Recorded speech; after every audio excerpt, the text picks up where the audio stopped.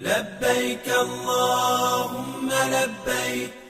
وفاقی حکومت نے سال 2023 کے لیے حج پالیسی کا اعلان کر دیا، جس کے مطابق 1,79,210 عازمین اس سال حج کا فریضہ ادا کریں گے۔ اقتصادی رابطہ کمیٹی نے حج پالیسی 2023 کی منظوری دے دی۔ گزشتہ روز ECC کا اجلاس وزیر خزانہ اسحاق ڈار کی زیر صدارت ہوا۔ وزارت مذہبی امور ڈویژن نے حج پالیسی 2023 کی سمری ECC میں پیش کی۔ ECC نے حج پالیسی 2023 کی منظوری دے دی۔ حج پالیسی کے تحت سال 2023 میں 1,79,210 عازمین حج کی ادائیگی کریں گے اور یہ کوٹہ پاکستان کے لیے مختص کیا گیا ہے۔ اس کے تحت نصف عازمین سرکاری کوٹے سے اور نصف نجی کوٹے حج اسکیم کے تحت فریضہ حج ادا کریں گے۔ حج پیکج 11,75,000 روپے کا ہوگا۔ سرکاری اور نجی حج اسکیم میں سے ہر ایک میں سے 50% اسپانسرشپ اسکیم کے تحت کوٹہ مختص کیا گیا ہے۔ پالیسی کے تحت شمالی علاقے یعنی ملتان، لاہور، سیالکوٹ، اسلام آباد،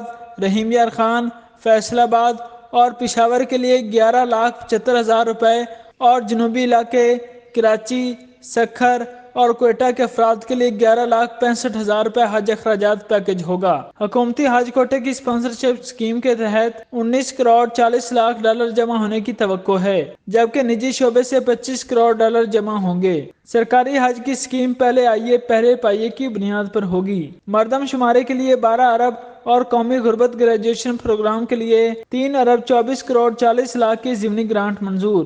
ایسے حجاج جنہوں نے گزشتہ 5 برسوں کے دوران حج ادا کیا ہوگا وہ اس سال اہل نہیں ہوں گے، تاہم اسپانسرشپ اسکیم والے حجاج کو استثناء حاصل ہوگا۔